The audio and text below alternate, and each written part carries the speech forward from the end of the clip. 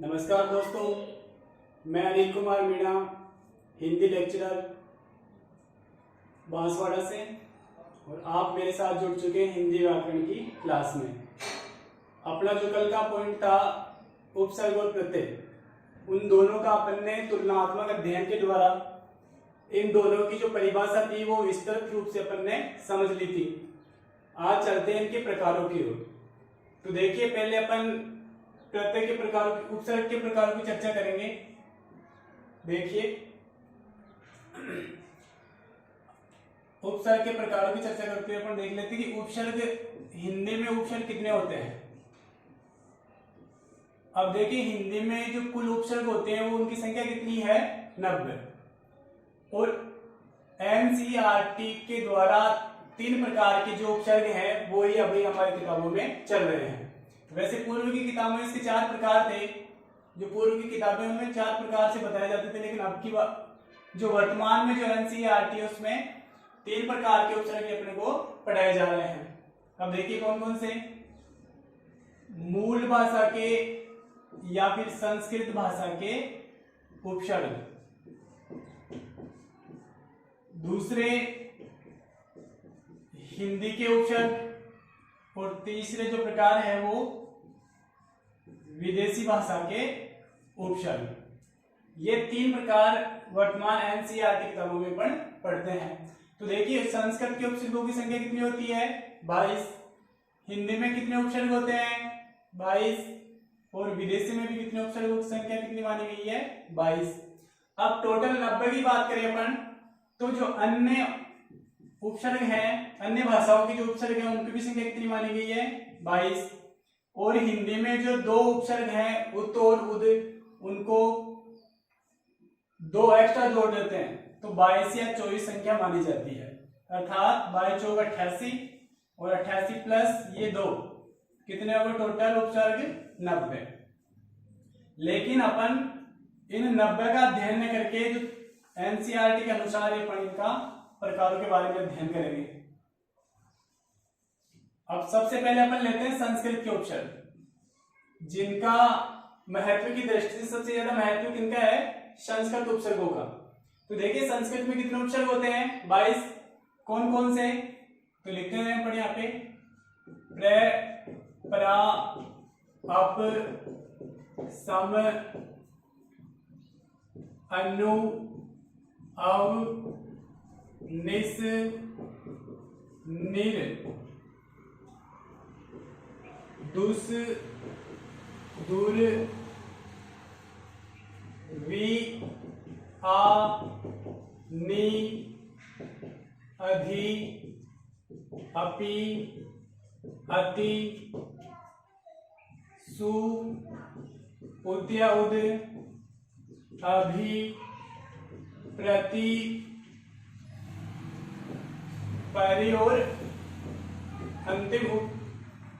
ये 22 उपसर्ग किसमें होते हैं, संस्कृत के।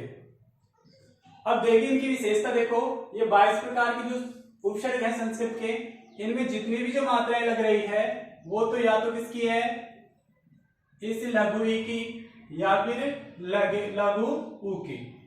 तो ये एक तो ये विशेषता है कि उपसर्ग पे जो लगने वाली मात्राएं हमेशा छोटे ई की होती है या फिर छोटे ऊ की होगी।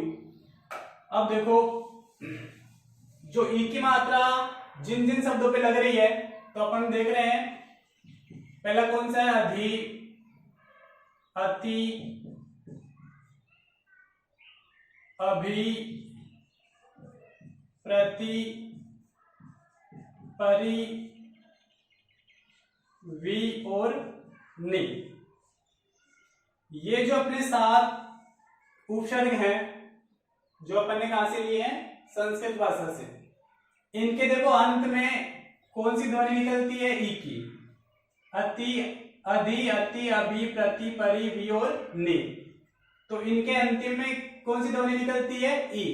अर्थात इन 7 को अपन क्या बोलते हैं, इकारांत उपसर्ग। इकारांत उपसर्ग, इकारांत अर्थात इकार है अंत में जिसके, अर्थात इकार की ध्वनि आती है अंत में जिसके, तो ये जो 7 उपसर्ग हैं वो क्या कहलाते हैं, इकारांत उपसर्ग। और दो उपसर्ग, एक तो अनु और एक दूसरा सु, जो अवयव के रूप में भी प्रयुक्त होता है और उपसर्ग के रूप में भी प्रयुक्त होता है। अब देखो इन दोनों की जो ध्वनि है वो कौन सा उ निकल रहा है, छोटा उ, अर्थात इन दोनों उपसर्गों को क्या बोला जाता है, उकारांत उपसर्ग। उकारांत उपसर्ग, क्योंकि इसके अंत में उ की ध्वनि आती है, उ की ध्वनि आती है, इसलिए कौन से उपसर्ग हो गए, उकारांत। और इन सातों के अंत में किसकी ध्वनि आती है, ई की, इसलिए इनको क्या कह दिया, इकारांत उपसर्ग। अब देखो इन्हीं उपसर्गों का अपने एग्जाम की दृष्टि से ज्यादा महत्व है। अब देखो अगर क्वेश्चन जो पूछेंगे अपने को उसका आधार इस तरह से हो सकता है, जैसे संयोग पद के अनुसार अगर प्रश्न पूछेगा तो वो सबसे ज्यादा सरल होंगे। जैसे संयोग का तो पूछ लिया, जैसे अधिकार, अतिक्रमण, अभिमान, प्रतिकार, परिश्रम, वियोग, नियुक्ति, ये तो इकारांत वाले हो गए। तो इनका देखो अनुकूल या फिर सुयोग, ये सारे जो पद हैं वो क्या है, संयोग पद हैं। अब ऐसा अगर हमारे एग्जाम में आते हैं तो इनमें उपसर्ग छांटने में हमें ज्यादा भी कठिनाई नहीं होगी, क्योंकि ये अपने आप ही इनमें दिख रहे हैं, अधि दिख रहा है, अति है, अभि, प्रति, परि, वि, नि, अनु और शु। तो संयोग पद जो होते हैं वो एग्जाम में कम देते हैं, क्योंकि ये सबसे सरल होते हैं और इनमें उपसर्ग की पहचान करना सबसे आसान होता है। अर्थात मूल शब्द में जो आगे जो उपसर्ग जुड़ा होता है, आगे जो शब्दांश जुड़े होते हैं उन्हें वो क्या कहते हैं, अपने उपसर्ग कहते हैं।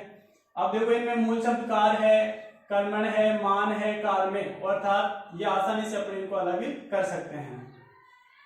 और ऐसे जो पदों का योग होता है, अर्थात जिसमें किसी भी प्रकार का जो वैसे की वैसे इन दोनों को जोड़ देते हैं, उनको अपन क्या बोलते हैं, संयोग पद बोलते हैं। अब देखिए कठिनाई कहाँ आती है, अगर इन्हीं उपसर्गों का प्रयोग अगर वो संधि शब्द से पूछ ले, जैसे अपन ने पढ़ा था कि उपसर्ग कितने क्या करते हैं, तो संधि पद भी बनाते हैं, कल के अपन ने वीडियो में पढ़ा, संयोग पद भी बनाते हैं और सामासिक पद भी बनाते हैं। ये अपन ने कल पढ़ लिया था कि उपसर्ग इन तीनों पदों का क्या करता है, निर्माण करता है। इनसे मिलकर के इनका निर्माण भी संधि पद का भी होता है, संयोग पद का भी होता है और सामासिक पद का भी निर्माण होता है। अब देखिए पूछ ले अधीक्षक, सॉरी अधीक्षक, अतीव, अभीष्ट,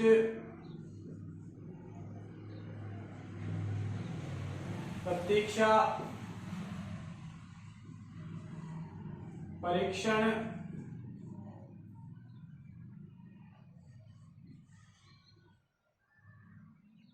विषय,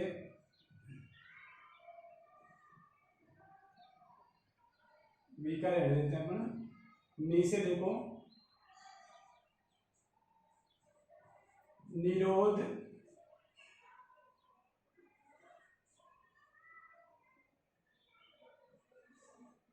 अनुभूत और सुयोग से सूक्ति। ये अगर शब्द दे अपने को तो इसमें देखो क्या करेंगे अपन,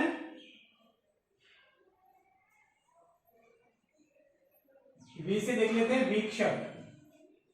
अब देखो अगर संयोग पद देगा तो दोनों में हमें दोनों उपसर्ग को जो मूल शब्द उनको अलग करने में कोई परेशानी की सामना नहीं करना पड़ेगा, अर्थात इनमें आसानी से अपन उस उपसर्गों की जो है वो पहचान कर लेते हैं। अब देखो दीर्घ संधि में दे दे, दीर्घ संधि में दे दे तो अपने को क्या करना पड़ेगा, अर्थात ये जो छोटी की मात्रा है वो यहाँ पे क्या हो गई, बड़ी की हो गई सभी में, सभी पदों में, अर्थात इनका तो लिया है सारे उदाहरण उसी के हैं। ये 2 उकारांत वाले हैं और ये 7 इकारांत वाले के उदाहरण हैं। अब देखो इसका, अब उसके लिए हमें क्या आना चाहिए, संधि विच्छेद आना चाहिए। तो उसके लिए देखो अधि प्लस इक्षक, तो इक्षक मूल शब्द रह गया और इसमें क्या बचा, अधि। अधि को क्या माना जाएगा, यहाँ पे उपसर्ग माना जाएगा। अति में देखो अति धन इव, अभिधन इष्ट और प्रतिधन ईक्षा। अर्थात ऐसे अपने को संधि विच्छेद करना है, जो अपन संधि पढ़ेंगे उस समय में विस्तार से पढ़ेंगे, तो अपन इनका जो अलग है अर्थात उपसर्ग को अपन मूल शब्द से आसानी से अलग कर पाएंगे। तो ये जो शब्द हैं ये भी परीक्षा की दृष्टि से महत्वपूर्ण है, अर्थात ऐसे शब्द ही आपको एग्जाम्स में पूछे जाते हैं। और इनमें उपसर्गों को अलग करने के लिए हमें किसकी सहायता लेनी पड़ेगी, अर्थात संधि जो पद हैं और संधि पद के अनुसार उनको हमें विच्छेद करके उपसर्गों को अलग से निकालना पड़ेगा। आप देखो इन्हीं को अगर यण संधि के अनुसार अपन समझे, यण में तो इनका जो स्वरूप है वो और भी कठिन हो जाता है। देखो जैसे अध्यक्ष, अत्यंत, अभ्यस्त, प्रत्यक्ष, पर्यावरण,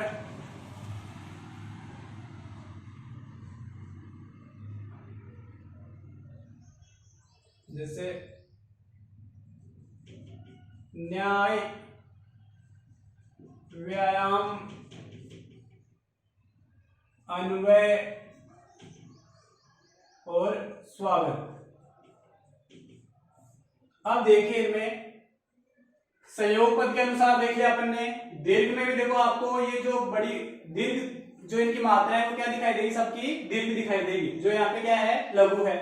अब देखो यण संधि के अनुसार इनको पहचानना और भी कठिन हो गया।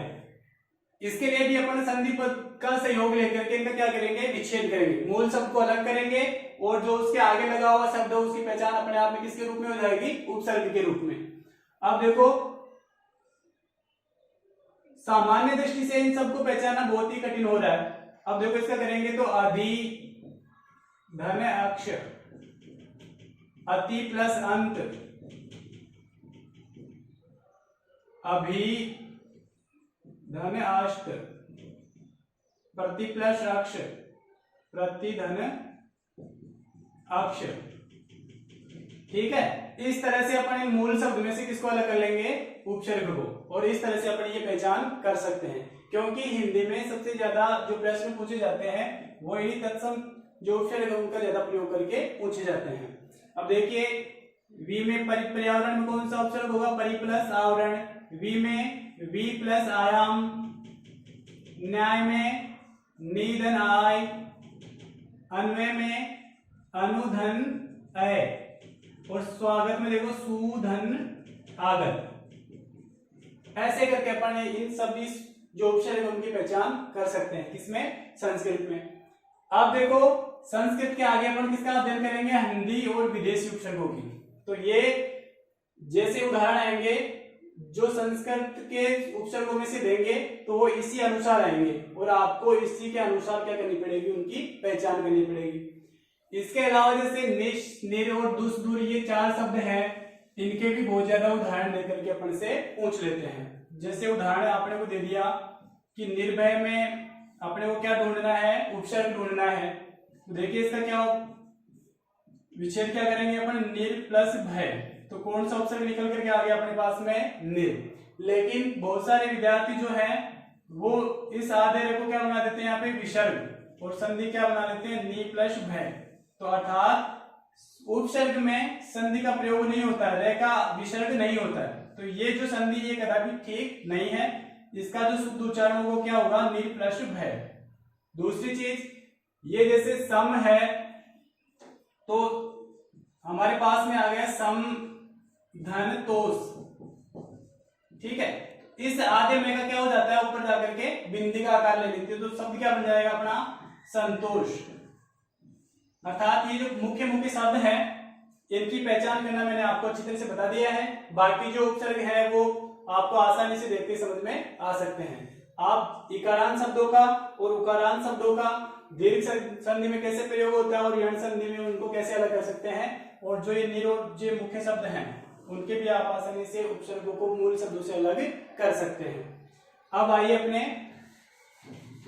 हिंदी के जो उपसर्ग हैं, देखिए हिंदी के उपसर्गों की संख्या भी कितनी मानी गई है, 22, और जो विदेशी भाषा के जो उपसर्ग अपने हिंदी में अपनाए गए हैं उनकी भी संख्या कितनी मानी गई है, 22 मानी गई है।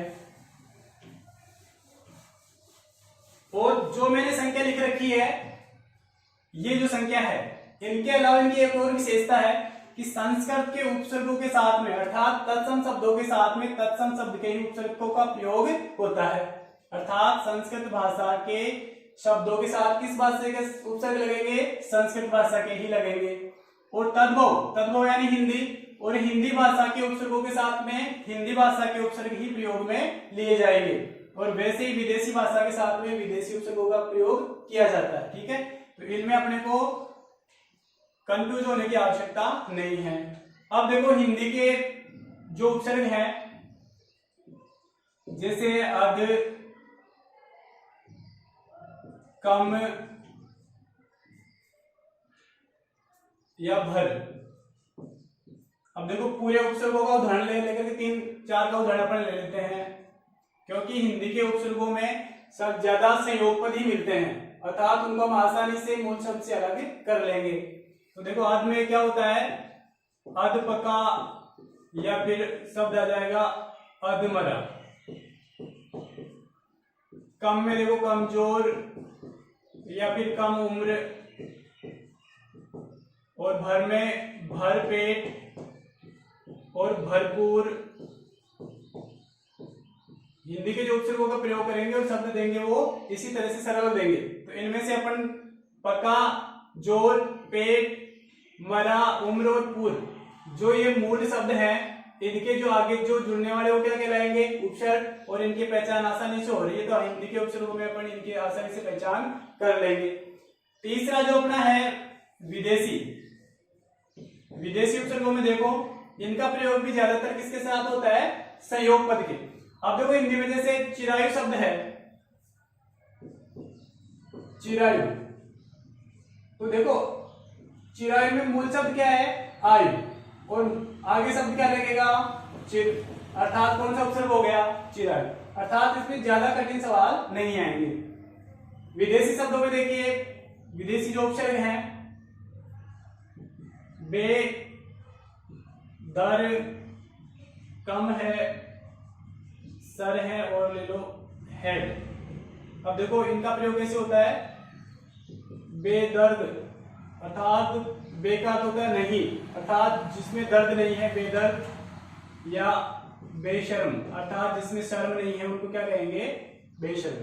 अब मूल शब्दों में से अलग कर लेंगे अपने आप को, आसानी से शब्द दे रखे हैं, दर असल, और दर का किस में अर्थ लिया जाता है, में। तो दर असल या दरबार, अर्थात दरबार में, बार में, और असल में यानी वास्तव में। कम का देखो कमजोर और कमतर। वैसे सर का देखो सरपंच, और जैसे सरदार, इसमें पंच मूल शब्द है, इसमें दार मूल शब्द है, और आगे कौन सा उपसर्ग लग गया, शर। इसका अर्थ होता है सर का मुख्य या प्रधान। ठीक है, और ऐसे जैसे इंग्लिश का ये दोनों जो शब्द हैं वो किसके हैं, इंग्लिश के, सर और हेड। हेड में जैसे हेड मास्टर, या फिर अपन लेते हैं हेड ऑफिस, हेड ऑफिस। तो इनमें कौन सा उपसर्ग आ गए, हेड, और ये हेड कौन सा उपसर्ग कहलाएगा, विदेशी उपसर्ग कहलाएगा। अब देखिए उपसर्गों की चर्चा अपन ने कर चुके।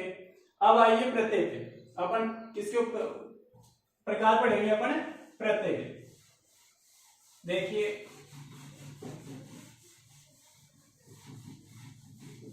अगर आपने कल वो जो अपन ने तुलनात्मक अध्ययन किया था उपसर्ग और प्रत्यय का, और उनकी जो परिभाषा है दोनों की, उस तुलनात्मक अध्ययन में अगर आपने अच्छी तरह से समझ ली तो फिर इनको आपको प्रकारों को रखने की आवश्यकता नहीं पड़ेगी।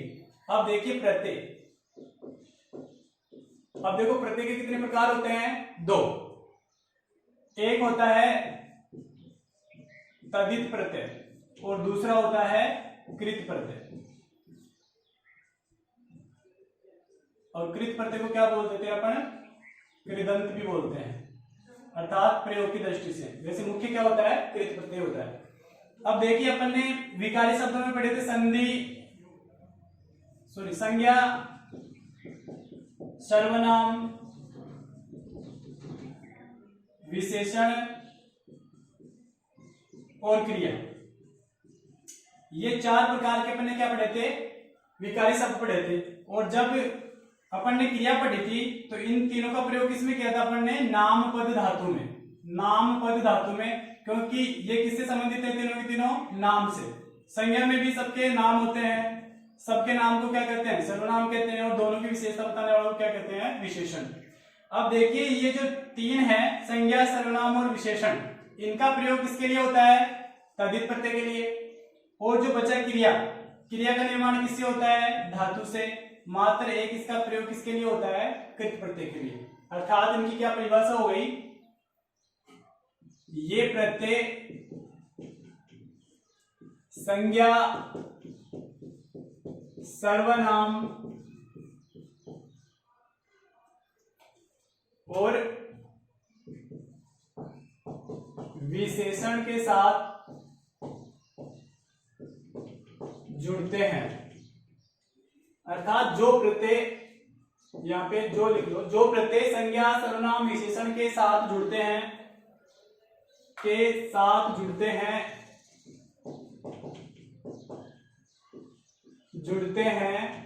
क्या कहलाते हैं? तद्धित प्रत्यय कहलाते हैं। क्या कहलाते हैं? तद्धित प्रत्यय कहलाते हैं। और ध्यान रखना, इनसे बनने वाला शब्द, अर्थात इनके जुड़ने के बाद में जो शब्द बनता है वो क्या कहलाता है? तद्धितांत। अर्थात तद्धित है जिसके अंत में, और बने शब्द तद्धितांत कहलाते हैं। बने शब्द तद्धितांत कहलाते हैं। ठीक है, ये अर्थात इन तीनों के प्रयोग किसके लिए होता है? तद्धित प्रत्यय के लिए। और बचा कौन सा? क्रिया। और जो प्रत्यय, अब देखो कृत प्रत्यय की क्या परिभाषा हो गई? जो प्रत्यय क्रिया या धातु पद के साथ जुड़ता है, क्रिया या धातु पद के साथ जुड़ता है,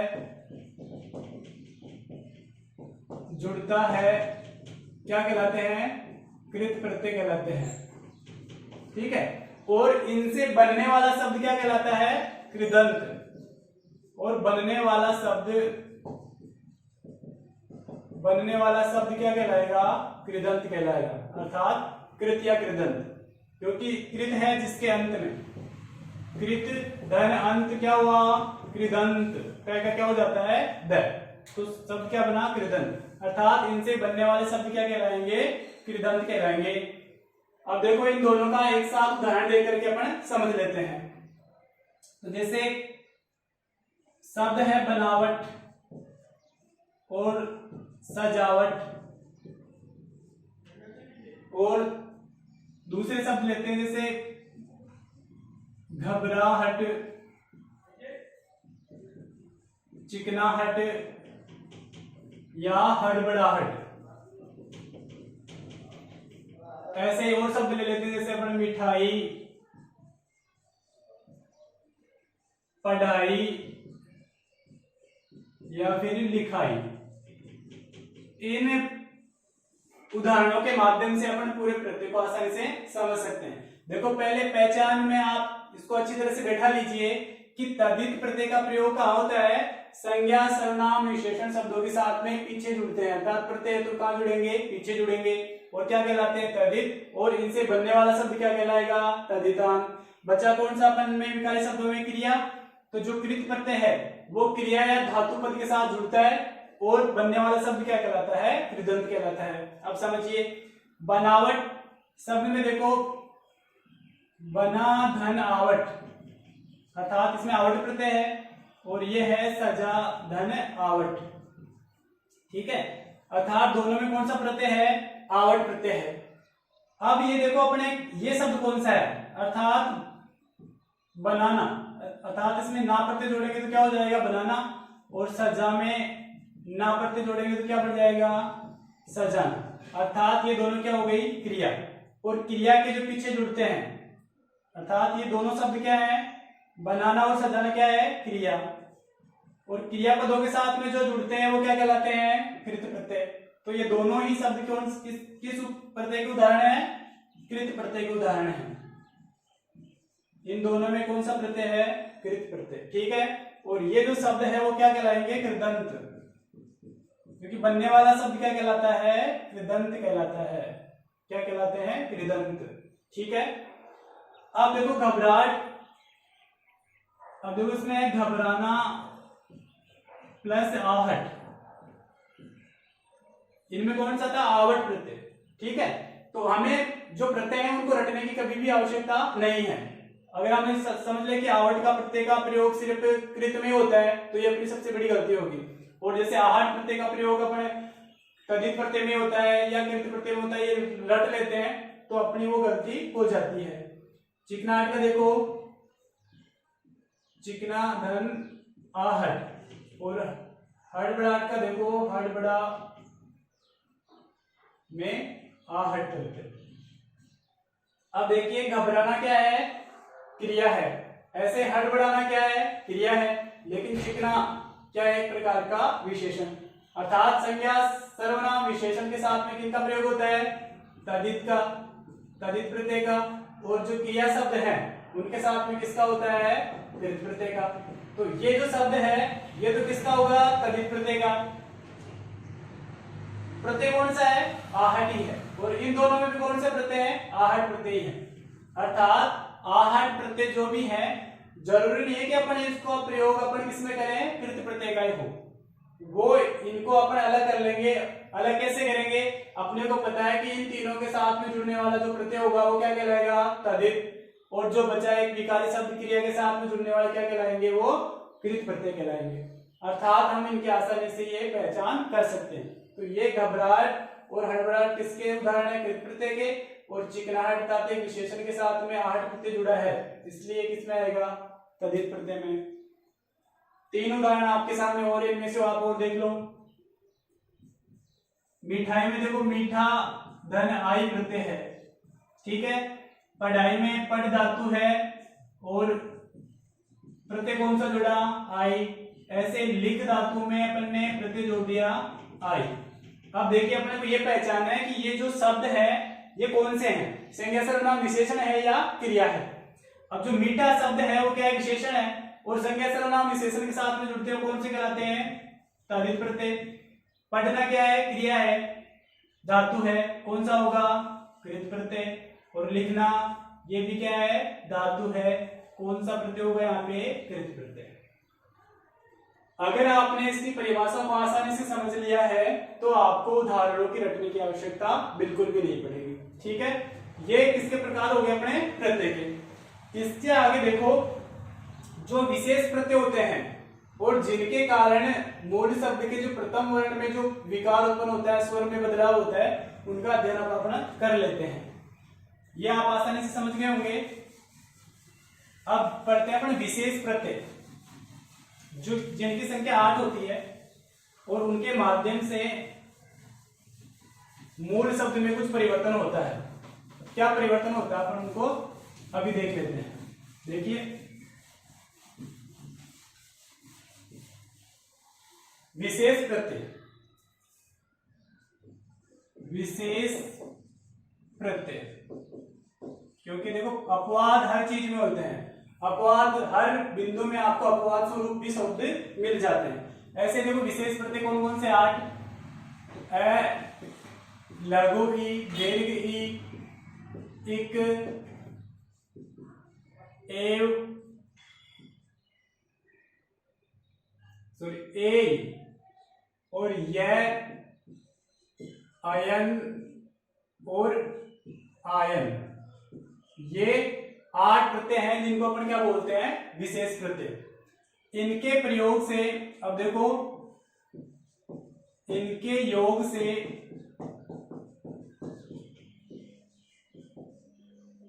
मूल शब्द के प्रथम वर्ण का स्वर निम्नानुसार बदल जाता है। अर्थात ये जो 8 प्रत्यय हैं, अगर किसी शब्द के पीछे प्रयोग में हो रहे हैं तो इनके प्रयोग से अर्थात इनके योग से जो मूल शब्द होगा उसका जो प्रथम वर्ण है और उस प्रथम वर्ण का जो स्वर है उसमें कुछ बदलाव हो जाता है। वो कौन कौन से बदलाव होते हैं? देखो, अगर इनमें से ए या आ का प्रयोग होता है तो वो किस में बदल जाएगा? आ में। ई, दीर्घ ई और ए और ऐ अगर जिस शब्द के पीछे जुड़ जाएंगे तो वो उस मूल शब्द का जो प्रथम वर्ण का स्वर है वो क्या हो जाएगा? आई हो जाएगा। ऐसे ही उ और उ और ओ और औ, अगर ये इनसे निर्मित जो प्रत्यय है तो वो क्या बन जाएगा? मूल शब्द का प्रथम वर्ण का स्वर औ हो जाता है। और ऐसे ही अगर मान लो री आता है तो क्या हो जाता है? आर बन जाता है। अब देखो ये कैसे बनते हैं। मान लो जैसे अपन ने पढ़ा था समाज, और इसमें क्या जुड़ गया? एक प्रत्यय। ठीक है, इनके योग से अब देखो समाज में एक प्रत्यय जुड़ने से मूल शब्द का जो प्रथम वर्ण है, मूल शब्द का अपन ने परिवर्तित में क्या लिख रखा है? मूल शब्द के प्रथम वर्ण का स्वर। अब इस स में क्या है? कौन सा स्वर है? ए। ई के जुड़ने के बाद में क्या हो जाएगा? आ। अब देखो समास जो पद है वो क्या बनेगा? से का क्या हो गया? सा, मा, और ई किस में मिल जाएगा? इससे पूर्व वर्ण में, अर्थात इसकी मात्रा लग जाएगी, सामाजिक। शब्द क्या बन गया? सामाजिक। ऐसे जैसे धर्म शब्द में इक जुड़ गया तो ये शब्द जो ध है वो क्या हो जाएगा? ए का क्या हो जाएगा? धा, और शब्द हो जाएगा धार्मिक, क्योंकि ये ई की मात्रा कहां पे लग जाएगी? यहाँ पे। शब्द क्या बन जाएगा? धार्मिक।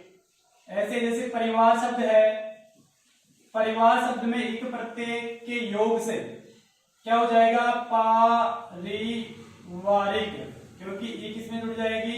इस रे में मात्रा लग जाएगी, और पै का क्या हो जाएगा? जो एस वर्ग उसका क्या हो जाएगा? आ। तो शुद्ध शब्द कौन सा बन जाएगा? पारिवारिक। अर्थात ये अगर ए और आ हो, कहां पे? मूल शब्द का प्रथम वर्ण, अगर प्रथम वर्ण का स्वर या तो ए हो और या आ हो। अगर ए है तो क्या हो जाएगा? आ, और अगर पहले से आ है तो वो क्या रहेगा? आ का आए रहेगा, उसमें और किसी प्रकार का परिवर्तन नहीं होगा। आप देखो, मूल शब्द का प्रथम वर्ण अगर ई और इन चारों में से ए है, जैसे अपन लेते हैं ईश्वर। ईश्वर जो शब्द है इसमें यह प्रत्यय जोड़ने पर इस ई का क्या हो जाएगा? अय हो जाएगा। इस ई जो खुद ही स्वर है ये किस में बदल जाएंगे? अय में। तो शब्द क्या बनेगा? ऐश्वर। और जो ध्यान रखना, यह जिसके पीछे प्रत्यय लग जाता है उससे पूर्व वर्ण में से क्या हो जाता है? आधा।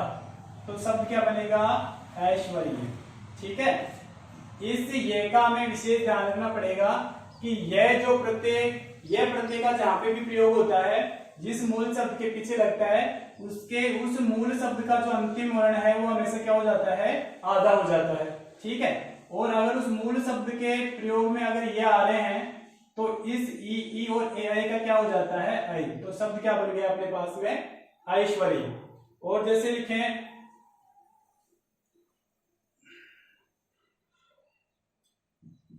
इतिहास में एक प्रत्यय जोड़ते हैं। इतिहास जो शब्द इसमें एक प्रत्यय जोड़ने पर क्या हो जाएगा? एक क्या हो जाएगा? ऐ, और इतिहा और एक किसमें मात्रा लग जाएगी? सर पे। तो शब्द क्या बन जाएगा अपने पास में? ऐतिहासिक। शब्द क्या बन गया अपने पास में? ऐतिहासिक। ठीक है, अब मूल शब्द में अगर प्रथम वर्ण का स्वर उ और औ है तो वो किस में बदल जाएगा? औ में। अब देखो, उदार शब्द है, उदार में अगर अपन यह प्रत्यय जोड़ते हैं तो ये तो मूल शब्द क्या हो जाएगा? आधा हो जाएगा, और इस उकार किस में बदल जाएगा, ओ में। तो क्या हो जाएगा, औदार्य, क्योंकि ये आधा होकर के कहां चला जाता है, इस य के ऊपर। शब्द क्या बन गया, औदार्य। और जिससे और शब्द लेते हैं अपने,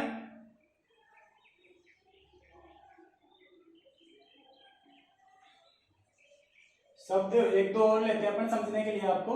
जैसे उचित शब्द है, उचित में अगर ये प्रत्यय जोड़ेंगे तो क्या हो जाएगा, ऊ का क्या बनेगा, अव मूल शब्द। जैसे कि सब ये तक क्या हो जाएगा, आधा, और ये क्या शब्द बन गया अपना, औचित्य। ठीक है। और ऐसा ही प्रयोग अगर री पे होता है तो जैसे शब्द आएगा पृथक, तो प में कौन सा स्वर है, री, तो री का क्या हो जाएगा, आर। तो शब्द क्या बनेगा अपने पास में, यह प्रत्यय जुड़ने पर पार्थक्य, शब्द क्या बना, पार्थक्य। ऐसे करके अपने जो मूल स्वर हैं और जो उपसर्ग हैं, प्रत्यय हैं, उनके जो प्रकार है वो आज क्या होते हैं, कंप्लीट होते हैं। आप इनका बार बार अभ्यास कीजिए, इनका जो दोहरान है वो करते रहिए। और जो मैंने तुलनात्मक, जो अपन ने इनकी परिभाषा पे विचार प्रकट किए थे, अध्ययन किया था अपन ने, उनके बारे में आप विस्तार का अध्ययन कीजिए, तो आपको ये उपसर्ग और प्रत्यय आसानी से याद हो जाएंगे। मैं फिर कह रहा हूं कि इनकी परिभाषा है वो आप अच्छी तरह से समझ लेंगे तो इनके जो प्रकार है उनको रखने की आवश्यकता आपको नहीं पड़ेगी। धन्यवाद।